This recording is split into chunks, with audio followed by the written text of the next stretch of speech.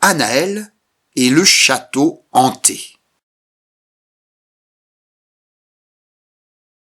Un jour, alors qu'elle écossait des petits pois, la sorcière Anaël entendit à la radio qu'un aristocrate anglais, vivant à Londres, offrait une récompense à qui le délivrerait d'un fantôme qui habitait dans l'un de ses châteaux. « Voilà un travail pour moi », pensa aussitôt Anaël. « Quelques sous de plus ne me feraient pas de mal. Je vais étudier attentivement les cartes et choisir le meilleur itinéraire pour me rendre sur place. »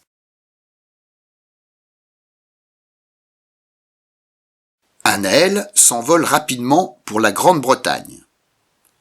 En effet, avant de se rendre à Londres, elle jugea préférable de s'arrêter en Écosse.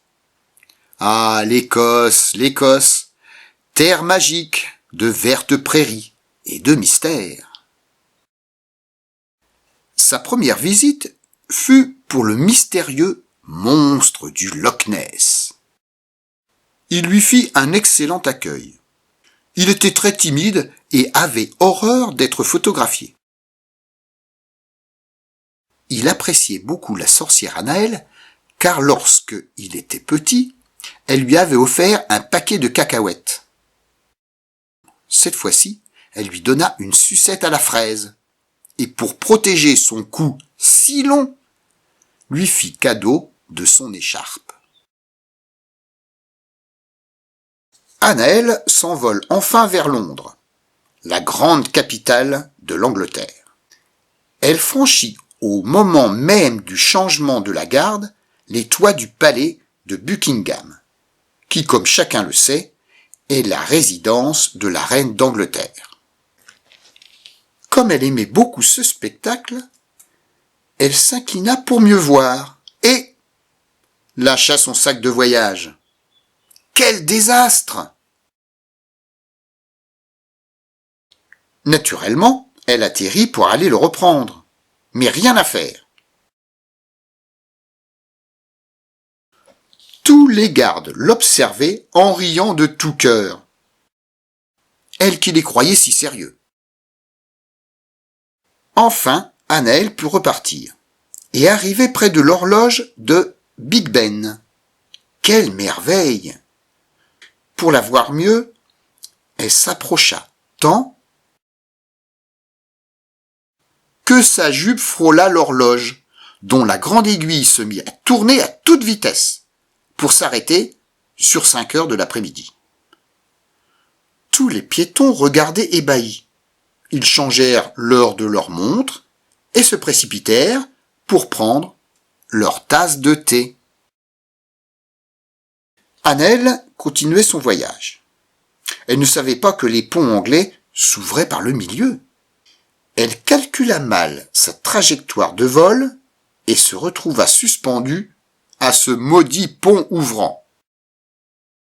En reprenant son envol, Anaël se cogna le front contre un sorcier anglais.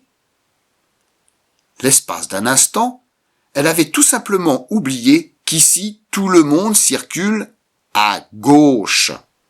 Quelle histoire! Anaël finit par atterrir sur le toit d'un autobus, qui par chance allait dans la direction de la maison de son aristocrate. Anaël atteint enfin le but de son voyage et se présente à l'adresse signalée dans l'annonce. Le majordome la reçoit. Le lord et la lady semblaient très heureux quand Anaël leur proposa de les libérer du fantôme de leur château. Ils partirent dès le lendemain matin. Le château, situé dans le comté du Berkshire, était une pure merveille. Ça n'étonnait pas Anaël qu'un fantôme vive ici. Les domestiques installés dans le château ne semblaient guère craindre le fantôme. Au contraire, il lui rendait service en chassant les moustiques pendant les nuits d'été. Anaël commença ses recherches dans un gros livre de la bibliothèque. Il semblait que le château avait appartenu au comte de Naise-Noire. Naise-Noire, Naise-Noire. Le nom lui disait quelque chose. Anaël ne dit rien au châtelain. Et petit à petit, elle se rappela que lorsqu'elle était jeune, elle s'était rendue à une fête de zombies et de fantômes qui adoraient faire des farces. Parmi ces fantômes, il y en avait un d'origine anglaise, qui s'appelait Naise-Noire, et qui, une fois, lui avait raconté qu'il voulait retourner dans son pays pour y prendre possession d'un château qu'il avait hérité d'un vieil oncle. Voyons, se dit Anaël, il s'agit peut-être du même fantôme. Comme elle s'y attendait, juste sur le coup de minuit, Anaël entend un bruit épouvantable dans le couloir.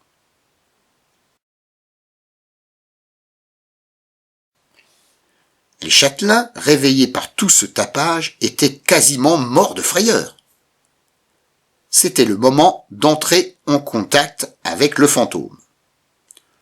« Montre-toi si tu es là, Jonathan !» dit Anaël. Il arriva aussitôt. Quelle joie, c'était lui!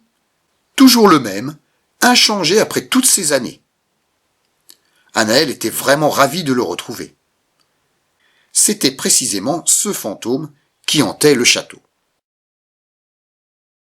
Anaël et le fantôme passèrent toute la nuit à rire et à se rappeler leurs bons souvenirs de jeunesse. Anaël l'invita à passer quelque temps dans sa maison. Et il accepta immédiatement, avec plaisir. Les châtelains étaient satisfaits de savoir que le fantôme partait avec Anaël. Et conformément à leur accord, ils me donnèrent ma récompense. Une vraie fortune.